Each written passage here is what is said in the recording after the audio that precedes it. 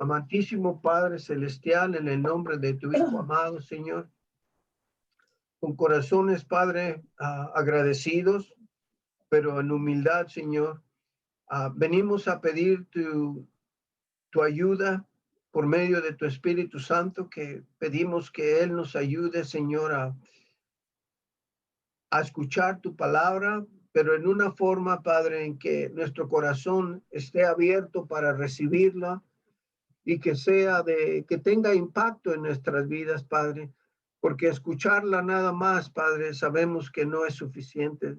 Tenemos que aplicarla a nuestra vida. Yo te pido que cada uno de nosotros, Señor, empezando conmigo, pongamos en práctica, Señor, todo lo que nos enseñas, todo lo que tú nos hablas, lo que tú nos pides, lo que tú deseas de nosotros. Señor, te doy gracias por cada uno de mis hermanos presentes. Te doy gracias, Señor, por las familias representadas, Señor. Te doy gracias que tienen la oportunidad, Padre, de reunirse, Señor. Bendice su compañerismo, Señor, su reunión, Señor. Y yo te doy gracias, Padre, por el privilegio que me das de poder, aunque en la distancia, pero poder estar con ellos en espíritu, Señor. Te doy gracias también, Señor, por tu palabra. Y te pido, Señor, que tu Espíritu Santo, como siempre, sea el que nos enseña, el que nos ilumina, nos guía y también nos redarguye, Señor. Te doy gracias por todo, porque te lo pido en el nombre de tu Hijo amado, que es nuestro Señor y Salvador. Amén. Amén. Ok, mis hermanos, vamos a abrir nuestras Biblias, a continuar en el capítulo 8 del libro de Romanos. En el libro de Romanos vamos a continuar. Yo he estado pensando en el servicio de la semana pasada y le pido a Dios que todos hayan podido entender y recordar el tema de la semana pasada de Romanos 8:1, de que ahora que estamos en Cristo, dice, ahora pues ninguna condenación hay para los que están en Cristo Jesús, los que no andan conforme a la carne, sino al Espíritu. Les decía yo al grupo de inglés, por el cual quiero mencionar, tuvimos de nuevo un buen servicio, me está gustando más y más cada vez,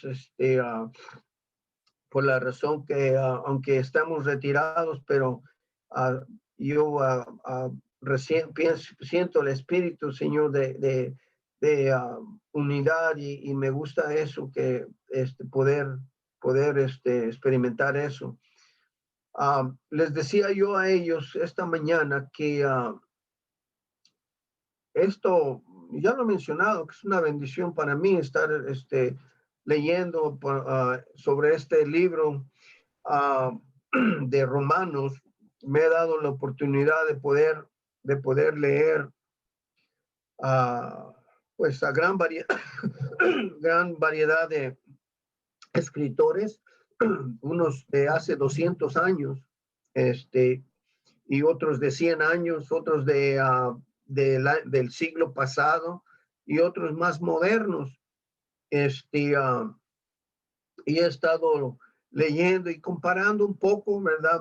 Más bien, y me he dado cuenta pues que cada uno de ellos, ya sea el que escribió hace 200 años, hace 100 años o hace 50 años o al tiempo presente, todos tienen una forma diferente de expresar las mismas verdades, y en realidad lo importante no es la ilustración o cómo lo expresan, sino lo más importante de todo es la verdad, ¿ok? Nosotros, ese es lo más importante. Y para ilustrar esto, les puedo dar una ilustración, ¿verdad? De que, por ejemplo, ustedes, cuando vamos a decir un grupo de salvadoreños, ¿ok? Que digan, vamos para El Salvador. Y uno dice, pues yo me voy a ir en el avión. Y otro dice, pues yo voy a probar en un barco. Voy a irme por el agua en un barco. Y otro dice, no, pues yo me voy a ir por carretera, voy a manejar mi carro. Luego está otro como yo, que no le gusta gastar, dice, no, pues yo me voy en bicicleta, más barato, y todos salen rumbo al Salvador, ¿ok? Unos van por el aire, otros por el mar, otros por tierra, pero los tres van al mismo lugar, ¿ok? Los 4 grupos van al mismo lugar y terminan en el mismo lugar, ¿ok? Porque tienen el mismo deseo de llegar al mismo lugar. Entonces, ¿cómo llegaron? No es lo importante. Lo importante es que llegaron al mismo lugar, ¿ok? Igualmente nosotros, como les digo, posiblemente ustedes están escuchando a alguien o han leído a alguien que dice esto y aquello, y está bien, siempre y cuando sea verdad. Entonces, no importa cuál sea la ilustración o su forma de explicar, su forma de expresarse, hay unas personas que son muy elocuentes, tienen mucho conocimiento y todo, pero no hace la verdad más verdad ni menos verdad. Así que todo lo importante es de que todos veamos que tenemos la verdad. Y lo menciono esto, como les digo, porque hay tantas versiones del libro de Romanos, unos dicen una cosa, otro y otro, pero no interesa cómo lo digan, cómo lo expresen, qué ilustraciones usen, siempre y cuando sea la verdad. Por ejemplo, aquí en Romanos 8:1 vimos que ahora pues no hay condenación para los que están en Cristo Jesús, ¿ok? Miren, otra cosa, hablando de diferencias, por ejemplo, la Biblia, la misma Biblia, ¿ok? Hay hermanos que no mencionan la última parte que dice, los que están en Cristo, los que no andan conforme a la carne, sino conforme al Espíritu. Hay personas que no mencionan esa segunda parte. Y la razón que no mencionan esa segunda parte porque dicen, bueno, esa parte, la segunda parte, para los que no andan, ¿ok? En la carne, esa parte no está en algunos documentos, en algunos pergaminos, ¿ok? De las traducciones, no está. Entonces, unos, como no está, prefieren mejor no mencionarlo, porque no está en los pergaminos, en uno de los pergaminos originales, de los mejores, pues, porque hay muchísimos, hay miles, ¿ok? Miles de copias, miles. Entonces, hay algunas que no tienen esa parte, precisamente los que andan en la carne. Entonces, unos hermanos prefieren no ponerla. Ok, está bien. ¿Por qué está bien? Porque ya sea los que lo mencionen o los que no la mencionen, el hecho principal aquí, la verdad principal es esta, que no hay condenación para los que están en Cristo. ¿Ok? Esa es la verdad principal, que no hay condenación. Mencionen la segunda parte o no la mencionen. ¿Ok? Para ustedes que hemos estado ya juntos 6 años, espero que ahorita ya se den cuenta que mi interés en predicar no es en hacerlos sentir bien, ¿ok? Mi interés no es en hacerlos que se sientan muy bonitos, muy súper cristianos. Ese no es mi interés. Mi interés es de que todos sepamos la responsabilidad que tenemos de ser cristianos, de la obra que debamos de hacer, de la obra que estamos ordenados de llevar a cabo, del sacrificio que estamos ordenados a hacer. Entonces, esa es mi forma de expresar la palabra de Dios y de predicarla, ¿ok? Otros prefieren concentrarse en las cosas de aquí. Mira, Dios te va a bendecir, te va a dar muchos carros, muchas casas, mucho dinero, muy buen trabajo, vas a tener muchas cosas y esto y aquello. Ok, esa es la forma en que quieren predicarlo, allá ellos, no cada quien. Pero para mí lo que yo veo en la Biblia es que la Biblia es sacrificio, trabajo, ¿okay? Obligación y eso es lo que La Biblia es. Ustedes nada más pónganse a pensar en esto. ¿Quién es nuestro ejemplo? Jesucristo, ¿no es cierto? Él es nuestro ejemplo. Según eso, esto es lo que decimos, que Él es nuestro ejemplo. ¿Okay? Ustedes vean en la Biblia y mencionen y busquen un lugar donde nuestro Señor andaba pachangueando, como dicen por ahí los mexicanos, donde andaba Él nada más disfrutando, haciendo lo que quería y todo. No, era puro trabajo, obra, sacrificio y al último, el máximo sacrificio de morir en la cruz, derramando su sangre por nosotros. Entonces, si decimos que Él es nuestro ejemplo, nomás pónganse a pensar cuál es el ejemplo que nosotros debemos de seguir, de vivir una vida confortable. No tiene nada de malo tratar de vivir una vida apacible, confortable y esto, no tiene nada de malo, pero cuando es nuestra meta principal, ahí es donde está el problema. Y ahorita lo vamos a ver. ¿Ok? Entonces, ojalá que ustedes ya sepan cuál es I'm wired de esta manera. Esta es la forma de que yo veo que la Biblia nos habla. La Biblia nunca nos dice que nos hagamos sentirse bonito y agradable. No, ese no es mi trabajo. Ese es trabajo del Espíritu Santo, de confortarlos o de redarguirlos. Mi trabajo es nada más de traerles la palabra de Dios. Y como les he dicho muchas veces, yo no me excuso por eso, ni me avergüenzo, al contrario.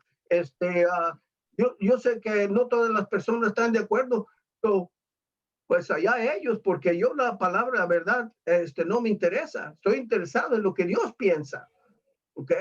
Estoy interesado en lo que Dios piensa. Y como les digo, muchos, el mismo versículo pueden usar nada más para hablar de puras cosas bonitas, ¿ok? Pero yo aquí lo que veo es de que tengo que recordarles, como Pablo si estás en Cristo, Pablo es el que nos menciona muchas veces, si es verdad que estás, si en verdad eres, ¿por qué lo menciona tanto? Porque nos quiere hacer dudar de nuestra salvación. No, lo que quiere es de que estemos absolutamente 1000% seguros de que estamos en Cristo. Y a nadie le debe de molestar. Al único que le va a molestar es al inconverso, porque no está en Cristo, o al convenenciero. A ese es el que le va a molestar. Pero una persona que verdaderamente está en Cristo, al contrario, se va a regocijar y va a descansar todavía más en Cristo, porque está más seguro y ya puede exclamar con toda certeza: yo sé en quién he creído y estoy seguro. ¿Okay?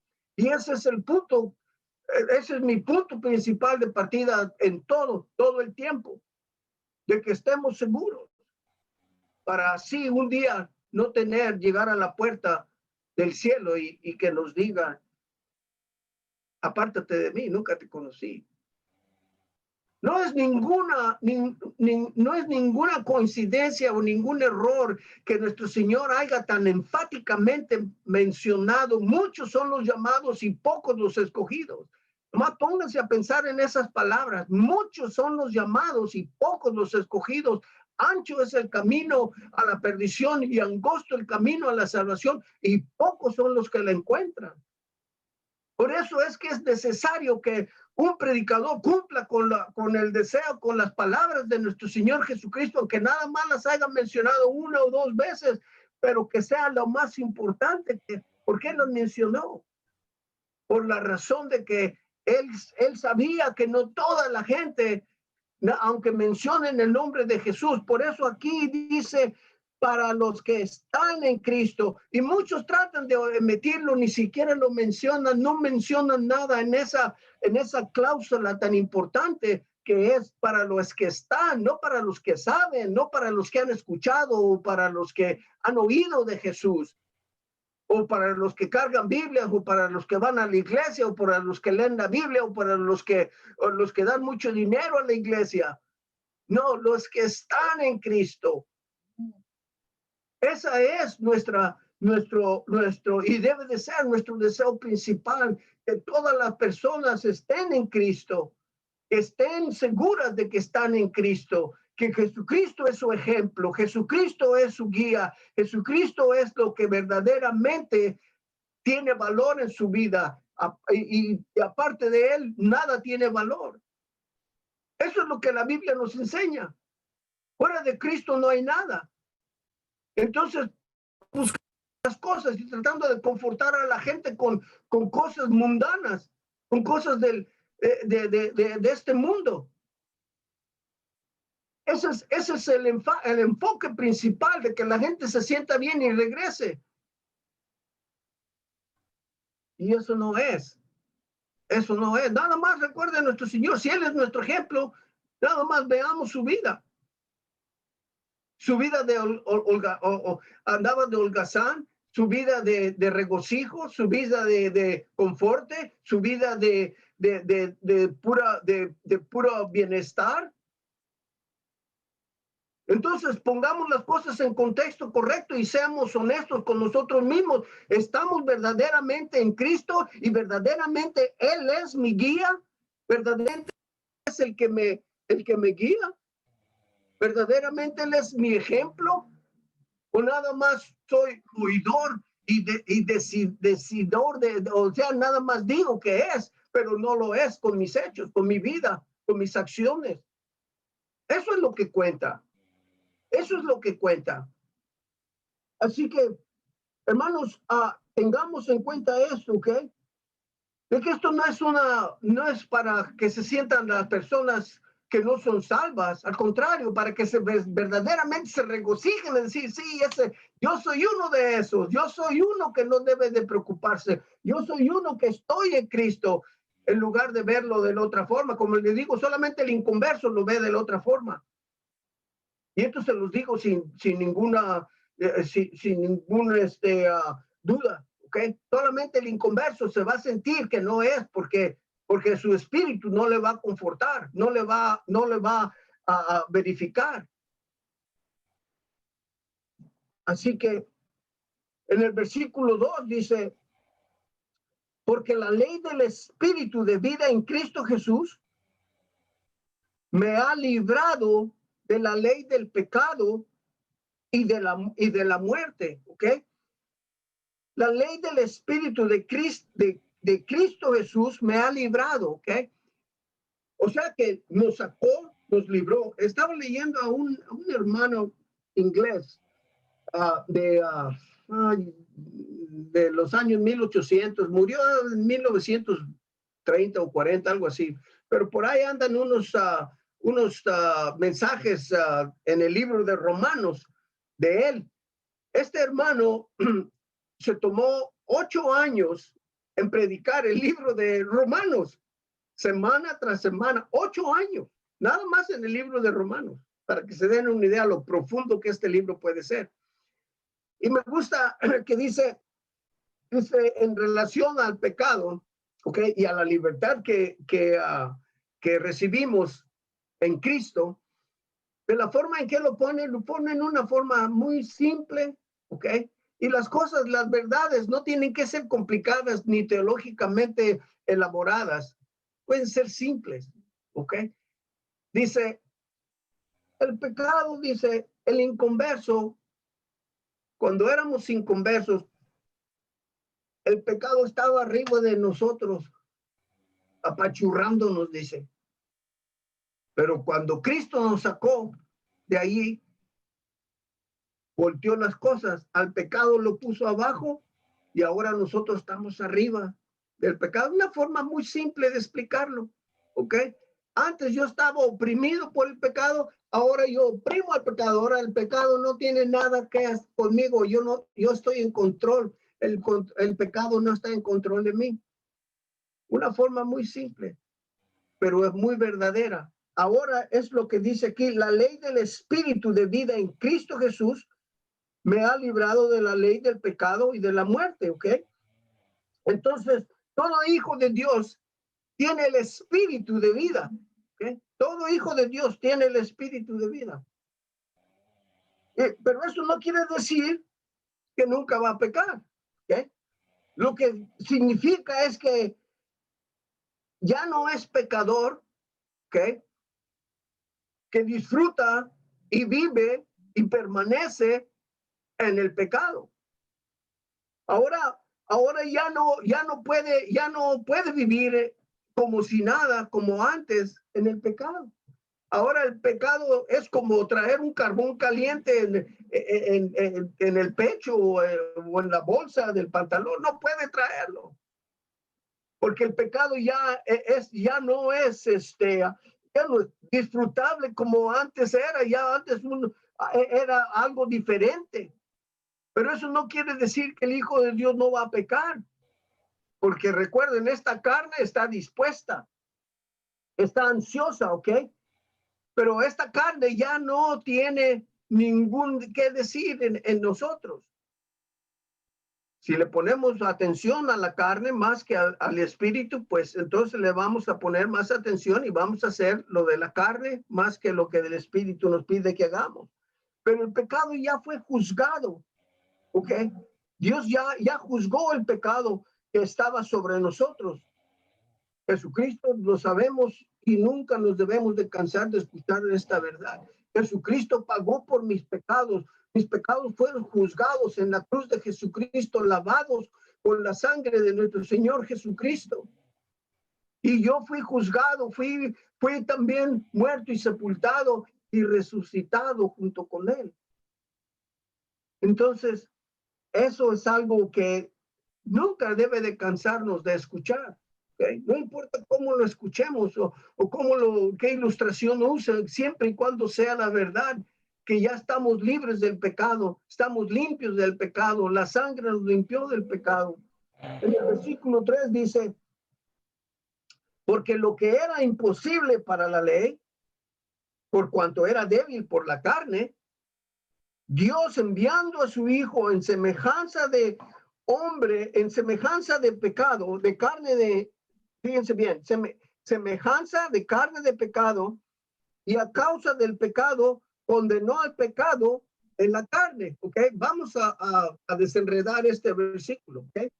Primeramente, veamos la frase que dice que Dios enviando a su Hijo, fíjense bien, ¿ok? En semejanza de carne de pecado. Ya lo mencioné la semana pasada, en el miércoles, me parece, que semejanza de carne de pecado, la sangre de nuestro Señor Jesucristo no estaba contaminada, no era positiva del virus del pecado, ¿ok?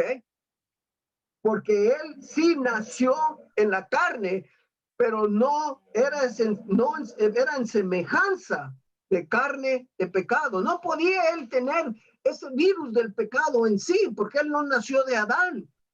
¿Okay? Tuvo que nacer en una forma supernatural. ¿Okay? Ya les mencioné Juan el Bautista. Juan el Bautista era un hombre especial, creado especial para la obra que hizo de anunciar al Mesías, de anunciar el Cordero de Dios. Él fue un especial, nunca tomó, nunca hizo nada, nunca vivió una vida, por decir, santa, separada, y derramó su sangre, porque yo creo que cuando le cortaron la cabeza, como que se le han de ver salir unas 2 gotas de sangre, ¿verdad?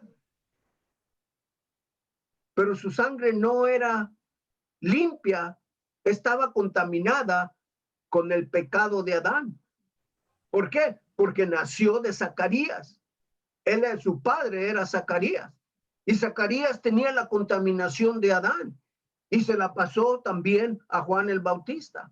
Entonces nuestro Señor, su sangre no podía ser cualquier sangre. ¿Okay? Su sangre no era un líquido nada más. Su sangre era especial. Y tenemos que verlo en esa forma.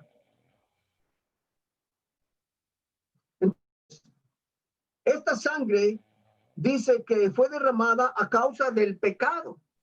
Esta preciosa sangre que Pedro nos dice, esta preciosa sangre fue derramada por una causa tan horrible como mi pecado y su pecado de cada uno de nosotros.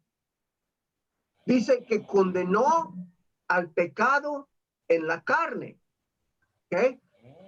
Vemos esa frase, condenó al pecado en la carne. ¿Cómo podemos explicar esa con una forma en que podamos entenderla? ¿Ok? Condenó al pecado en la carne. Esta carne está llena de pecados, ¿ok? Antiguos. porque después de haber sido salvo ya no hay pecado, pero está llena de pecados antiguos, pero ya dice que ya los condenó, ¿ok? Bueno, para usar una ilustración, quisiera, síganme con esta, ojalá que la pueda explicar bien, entenderla bien. Imagínense un álbum de fotografías, ¿ok? Tienen ustedes un álbum lleno de fotografías o un USB, ¿ok? Ahora ya más moderno, ¿ok? Vamos a usar términos modernos. Un USB, lleno de todas las fotografías desde su infancia hasta el presente. Hasta el día que fueron salvos. Están ahí fotografías, miles de fotografías a lo mejor. Entonces, un día ese USB o ese álbum lleno de fotografías se quema. ¿Okay? El álbum o el USB representa tu cuerpo. Las fotografías representan el pecado. ¿Okay? Cuando se quemó el USB, ¿qué les pasó a las fotografías? Se quemaron. Nunca más las van a poder ver. Nunca más las van a poder replicar. Nunca más las van a estar ya eliminadas. Entonces, Dios, nuestro Señor, dice que condenó al pecado en la carne. Así como se quemó ese álbum o ese USB, así se quemaron todas las fotografías. Todos mis pecados se fueron con ellos. Y Dios dice, de tus pecados nunca me acordaré jamás. ¿Ok?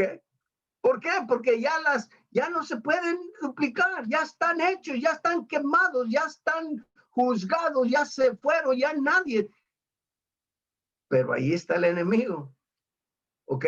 No tiene copias, pero sí puede recordarnos. Hey, ¿te acuerdas de aquella foto? ¿Te acuerdas de aquello? ¿Te acuerdas? Y es lo que trata todo el tiempo de llevarnos al pasado, de que nos guste lo del pasado, de recordarnos del pasado, pero más que nada atraernos a tratar de sacar nuevas fotografías, pero ya no se puede, ¿eh? Ya no se puede. Ya estamos limpios, ya no hay lugar para poner más fotografías en ese USB. Estamos limpios, estamos libres. Entonces dice que era imposible para la ley, ¿ok? Pero para Dios, por supuesto, no es. Entonces, ya estamos nosotros limpios, es todo nuevo. Ahora ya no hay ninguna condenación para los que estamos en Cristo. Ya no hay nada, absolutamente nada. Pero no le permitamos a Satanás que nos lleve al recuerdo de las acciones pasadas o tratar de repetirlas. ¿Ok? Porque eso es lo que él desea. En el versículo 4 dice, para que la justicia de la ley fuese cumplida en nosotros, que no andamos conforme a la carne, ¿ok? Sino conforme al espíritu, ¿ok? Mire, aquí ya está de vuelta esa palabra andar, ¿ok? Y ya les dije que esté o no esté en el versículo 8, en el versículo 1 de, ¿ok? No interesa, lo importante es de que nosotros nos demos cuenta que estamos en Cristo, ¿ok? Es lo más importante. Pero aquí dice que no andamos conforme a la carne, sino conforme al espíritu. Eso ya lo explicamos la semana pasada, que no importa, una persona que está en Cristo tiene el espíritu de Cristo y nunca puede andar sin el espíritu de Cristo. ¿Ok? En el contexto, y esta es la parte que a mí me interesa que todos entendamos. La palabra andar en la Biblia la encontramos de dos formas. ¿Ok? Una es de ser. ¿Ok? O sea, caminar significa ser.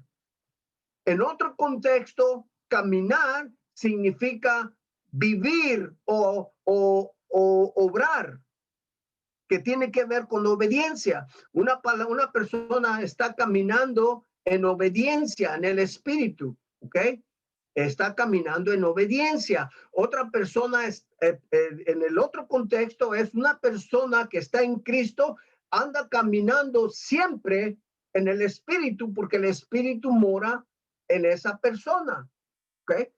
Entonces tenemos que entender esas cosas sí son importantes de distinguir, porque si no, el enemigo nos confunde y podemos pensar una cosa por otra. ¿Eh?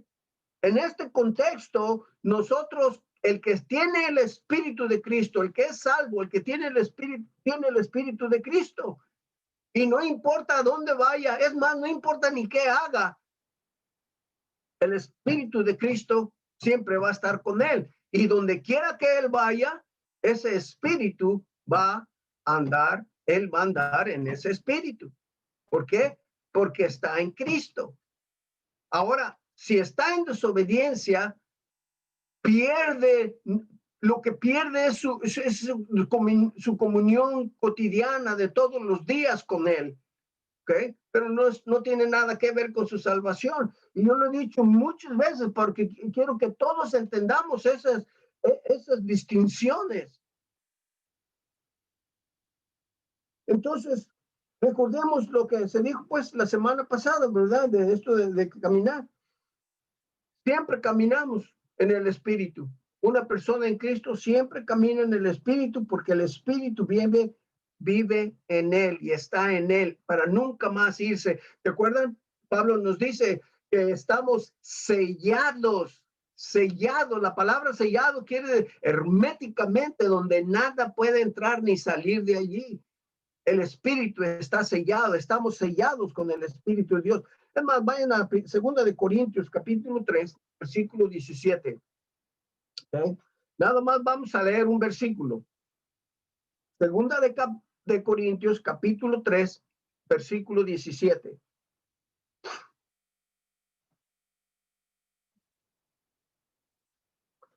Dice,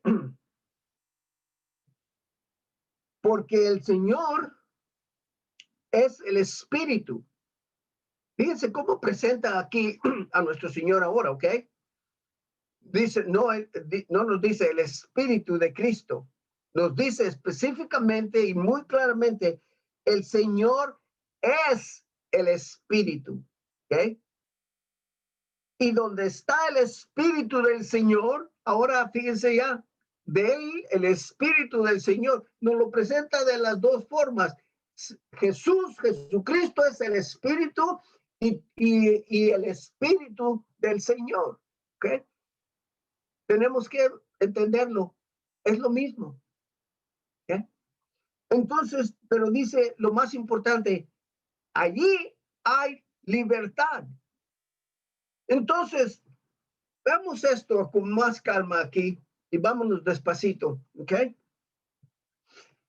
El Espíritu, el Señor Jesucristo, el día que nosotros abrimos nuestra boca para pedirle, Señor, y creemos de todo corazón, Señor, te pido que seas mi Señor y Salvador, ¿ok? Su Espíritu viene a morar en nosotros. Ahora, a eso lo entendemos, su Espíritu viene a morar en nosotros, pero también nosotros sabemos que el Señor Jesucristo vive en mí, también es verdad, es real, Él vive en mí, ¿okay? Así como su Espíritu, no se pueden separar, vive en mí, y por ese hecho de que Él vive en mí, tengo libertad. Pero aquí es donde tenemos que ser cuidadosos. ¿Libertad de qué? ¿De qué tengo libertad? Y allí es donde las doctrinas se revuelven, allí es donde las doctrinas como les dijera, se enchuecan y se van por unos lugares donde no deberían. ¿Y saben qué es lo que usan? La gracia para justificar la torcedura de lo que han hecho con la gracia de Dios. ¿Ok? Entonces, para poder no caer, para no caer en error, investiguemos cuál es la libertad que tenemos. ¿Tengo libertad de qué? ¿Para hacer lo que quiera? ¿Porque estoy en la gracia? ¿Porque tengo en libertad para, pues, para vivir como quiera? Es más, no tengo ni libertad, fíjense bien, para que lo pongamos en contexto correcto. No tengo ni libertad siquiera para desear lo que yo quiera. ¿Ok? Y les aseguro que es algo que a lo mejor nunca lo han escuchado. No tengo libertad, tengo todas las libertades, pero al mismo tiempo no tengo ni la libertad siquiera de desear lo que yo quiera. ¿Por qué? Por la simple y sencilla razón, si nos vemos por lo que somos, ¿qué somos nosotros? Esclavos del Señor Jesucristo. Y si nos vemos en ese contexto de lo que somos hijos de Dios, sí, ¿ok? Pero nadie quiere pensar, nadie tiene problemas en pensar que somos hijos de Dios y reconocer y proclamarlo. Pero ¿qué tal proclamarnos esclavo, que es tanto verdad como ser hijo de Dios? También soy esclavo de Cristo. Ahora pónganse a pensar, si soy esclavo de Cristo, un esclavo, ¿qué derechos tiene el de esclavo en su vida? Ninguno. Ninguno. Pero sin embargo, tiene toda la libertad. Parece una contradicción, pero no la es. No la es. Porque en Cristo tenemos la libertad, pero al mismo tiempo somos esclavos. Y solamente, fíjense bien, ¿ok? A una mente corrupta, ¿ok? Rebelde, no lo va a entender. Que somos esclavos y somos al mismo tiempo hijos de Dios. ¿Cuál es mi situación verdadera entonces? Las dos son verdades. Las dos son verdades. Ninguna es más que la otra. Entonces, ¿cómo es de que debo de actuar, de obrar, de vivir? Debo de actuar, obrar y vivir de acuerdo a lo que Él me dice. ¿Recuerdan? Jesús es nuestro ejemplo, ¿ok? Y los voy a llevar ahí todo el tiempo. Jesús, decimos que Él es nuestro Salvador y es nuestro ejemplo, ¿ok? Entonces pensemos en Él, pensemos en su vida, pensemos en su carácter, pensemos en sus obras y pensemos en lo que Él y cómo lo hizo. ¿Recuerdan la noche de Getsemaní en el jardín allí? Cuando estaba sudando las gotas de sangre, Padre, si es tu voluntad, quítame esta copa, pero que se haga no mi voluntad, sino tu voluntad. En la oración que la conocemos como el Padre nuestro que estás en los cielos, Señor, hágase tu voluntad, así en la tierra como en el cielo. Siempre es su voluntad. Entonces, ahí les digo, nadie tenemos derecho de pensar y desear lo que nosotros queramos. Si verdaderamente yo le creo a Él, lo que Él me dice, tengo que creerle cuando me dice, busca el reino de Dios y su justicia, y todas estas cosas que te acabo de mencionar, que son ropa, comida y un techo, todo esto te será añadido. Tú no lo tienes que buscar, nada más espéralo de mí y te va a venir. Pero créeme, ¿pero qué es lo que se hace ahora? Andamos locos, desesperados, buscándolo nosotros mismos. Y sí lo encuentran,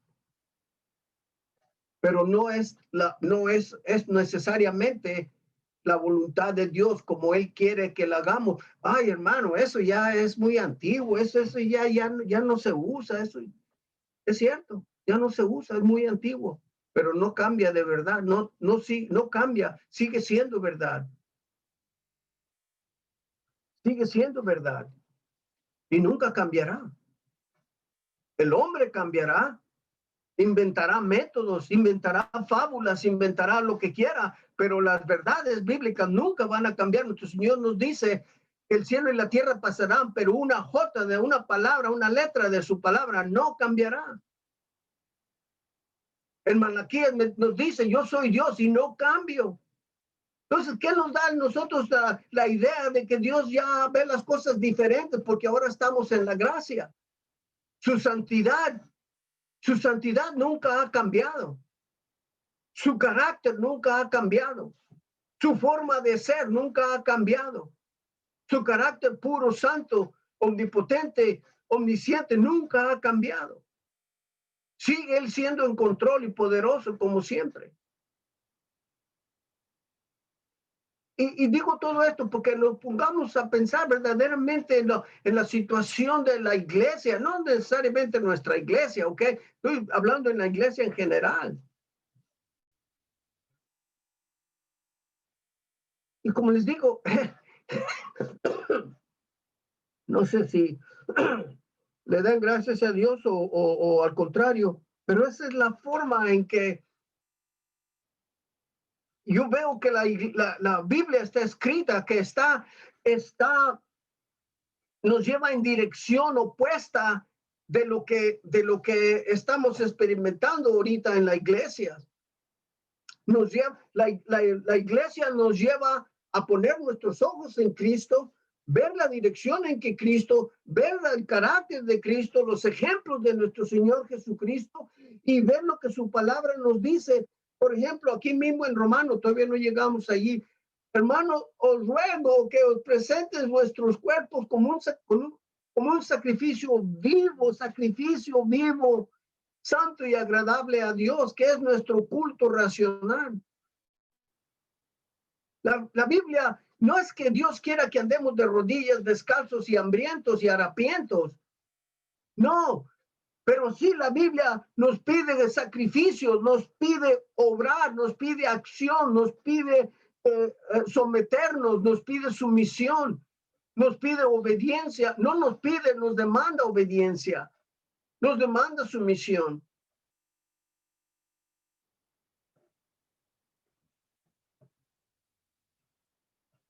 Para mí es muy bonito escudriñar la palabra. Se me hace, aunque me redarguye, no crean que no, ¿ok? Me regaña bastante, porque me imagino que Dios no está muy satisfecho conmigo, pero de cualquier forma, yo sé que me ama, ¿ok? Entonces, en el versículo 4, dice, porque los que son de la carne, en las cosas de la carne piensan, ¿ok? Pero los que son del espíritu, en las cosas del espíritu. Y mira nada más, Pablo es la misma persona que escribió que no hay condenación para los que están en Cristo. Es la misma persona, ¿okay?, que Dios usó, que el Espíritu Santo usó. Y nada más 3 versículos para abajo, miren lo que aquí nos está diciendo, ¿ok? Se está cambiando de opinión, ¿por qué me está diciendo esto? Si ya me dijo que no hay condenación para mí, ¿por qué me está diciendo estas cosas? Algunos podrían decir eso y lo dicen. Es más, hasta ni siquiera nada más se conforman con el versículo 1 y los demás. Porque estamos en la gracia, acuérdense. No es que la gracia no sea suficiente, la gracia es lo máximo que recibimos. La máxima, la gracia, pero la gracia no es para causarnos desgracia, la gracia es para causarnos obediencia, sumisión y sacrificio a nuestro Señor Jesucristo, si verdaderamente entendemos la gracia.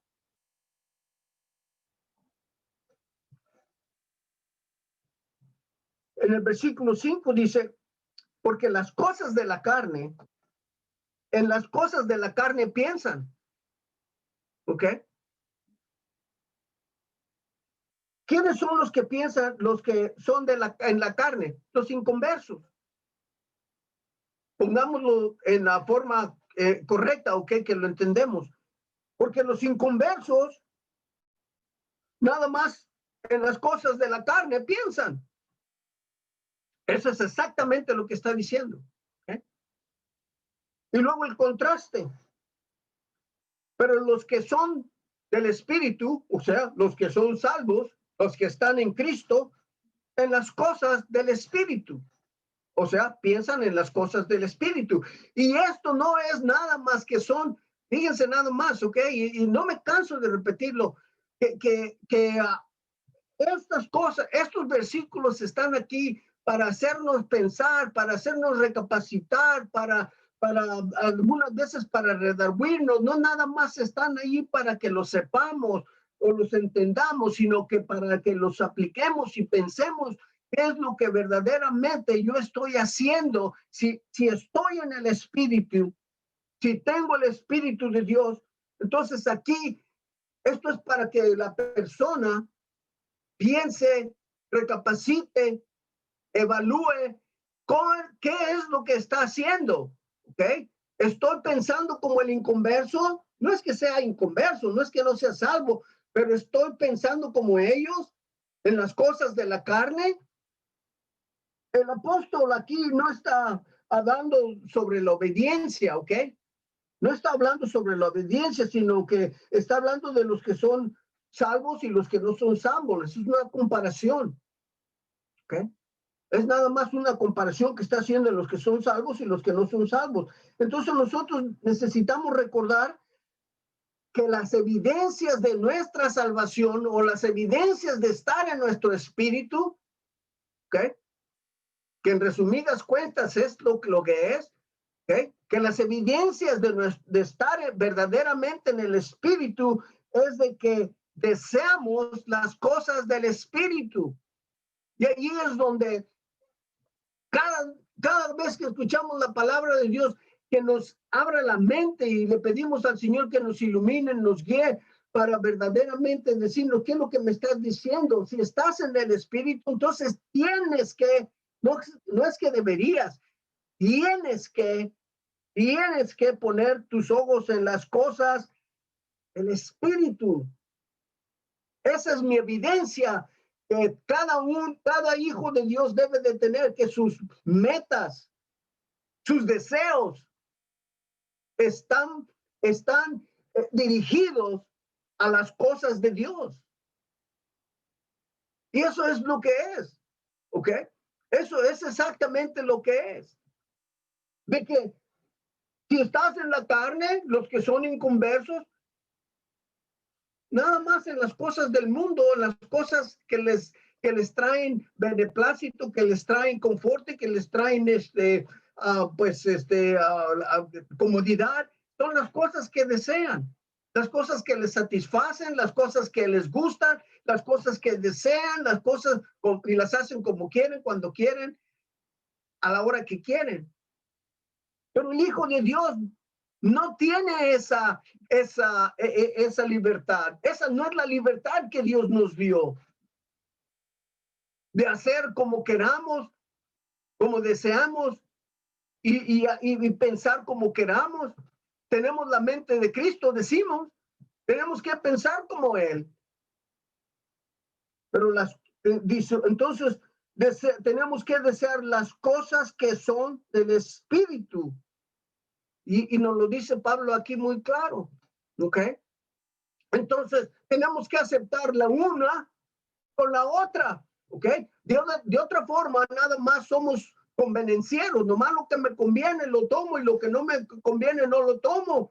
Pero aquí Pablo, por eso les digo, es el mismo que nos dijo en el versículo 1, el que está en Cristo no tiene ninguna condenación. Y aquí en el versículo 5 nos está diciendo, nos está recordando, los que son de la carne, cuando antes eras de la carne, cuando antes eras inconverso, estabas en la carne, esas eran las cosas que deseabas, pero ahora que estás en el Espíritu, que tienes el Espíritu de Dios, estas son las cosas que tienes que desear. ¿Ven qué controversial es? No es controversial. Al contrario. Sino que nos sacude. Nos mueve nuestro tapetito religioso por debajo y nos hace pensar, nos hace movernos. Nos saca de nuestra área de confort, de comodidad. ¿Okay? Entonces, Dios vive en nosotros. El que está en Cristo, Dios vive en él, su espíritu está en él y tiene que desear, fíjense bien, y lo repito, no debe, sino que tiene que desear las cosas de Dios. No es una opción. Tiene que desear las cosas de Dios. Tiene que desear servir a Dios. No son opciones, mis hermanos. No son opciones que tenemos cuando queramos. Somos esclavos y es que decimos que verdaderamente es nuestro Señor y mi Salvador. Entonces somos esclavos. ¿Cuál es nuestra culto racional que Pablo nos dice? Servirle, obedecerle, seguirle, imitarlo. Ese es nuestro culto racional.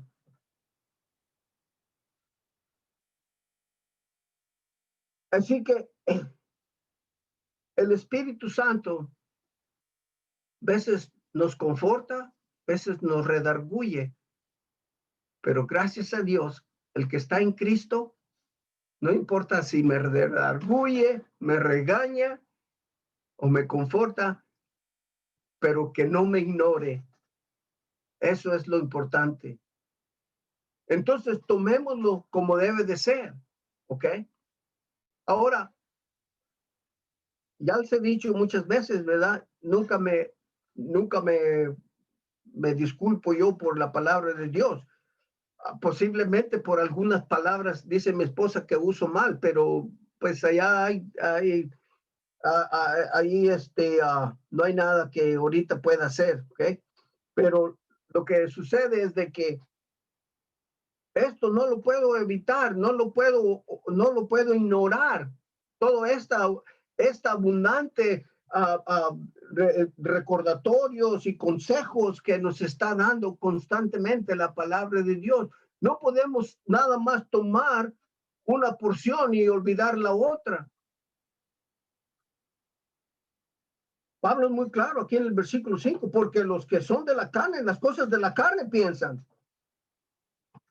Y allí es donde el Hijo de Dios tiene que recapacitar.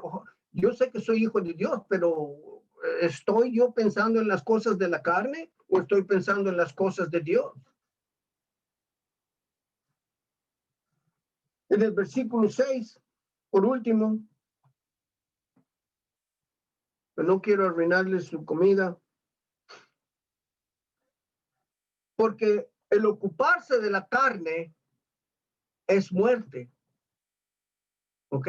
El ocuparse de la carne es muerte, mas el ocuparse del espíritu es vida y paz.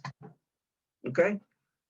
Veamos este versículo, veámoslo, y como les digo, veámoslo en la forma en que Dios quiere que nosotros veamos las cosas, ¿ok? Si yo me ocupo de la carne, ¿ok? Las cosas de la carne nunca traen nada espiritual, nunca traen nada bueno, pero olvidémonos del inconverso, ¿ok? El inconverso ya sabemos que está en la carne y va a hacer las cosas de la carne y nada de lo que haga es bueno ni espiritual. Pero pensemos en una persona que verdaderamente es salva, ¿ok?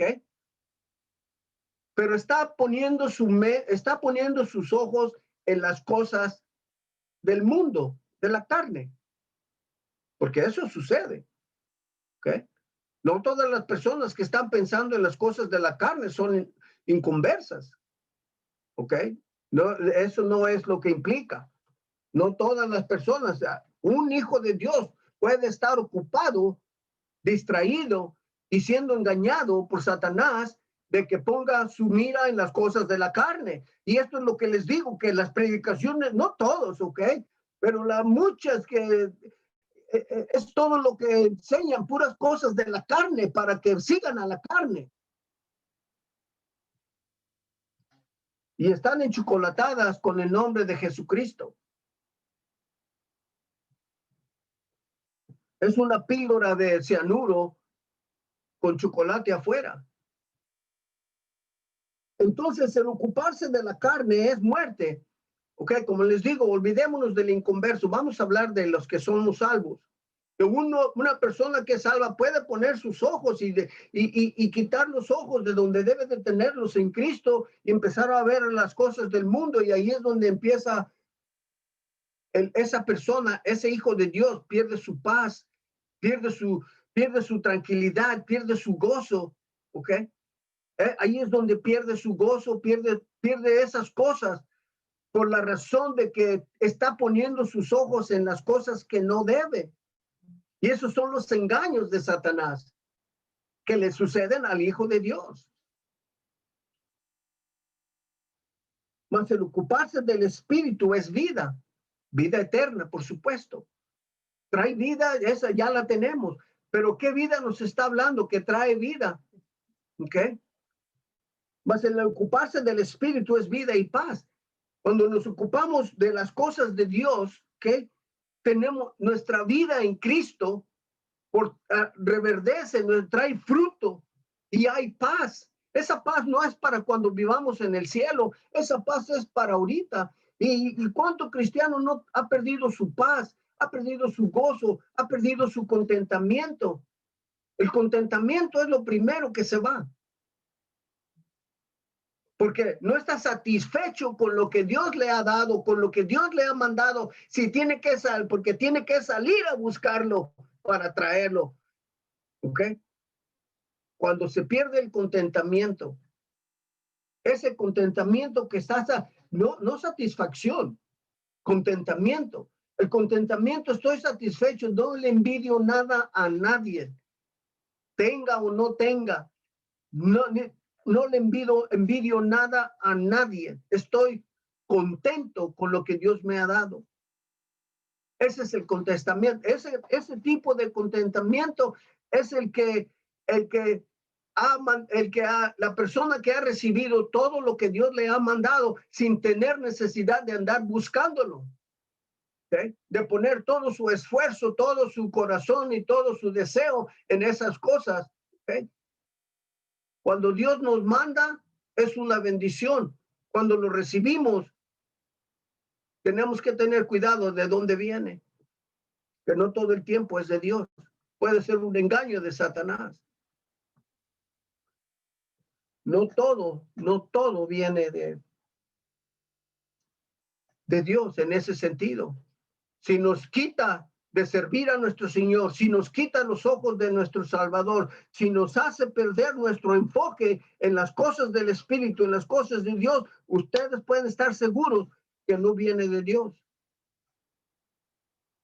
Ahí no se necesita mucha inteligencia, no se necesita mucha espiritualidad, no se necesita ser un teólogo, saber mucha teología o saber memorizar toda la Biblia. Si me quita de las cosas de Dios, si me impide hacer las cosas de Dios y me ocupa en otras cosas que no son de Dios, ¿vendrá de Dios? Son preguntas nada más, hermanos, ¿okay? De que debemos de contemplar y meditar. Porque para mí, mi deseo más grande, aparte de ver las personas salvas, es de que no lleguen con las manos vacías. Que no lleguen al cielo con las manos vacías. Porque eso es algo que ahorita las recompensas aquí del mundo no valen nada, esas aquí se van a quedar, aquí no va a haber nada de eso va a servirnos en el cielo. No te hagas tesoros, nuestro Señor dice, no te hagas tesoros en la tierra, sino hazte tesoros en el cielo, donde ni el orín ni los ladrones te la van a quitar.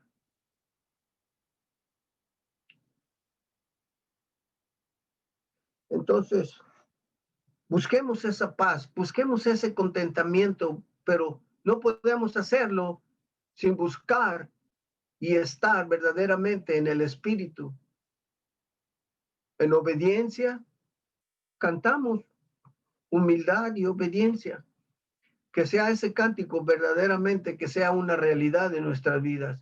Vamos a darle gracias al Señor.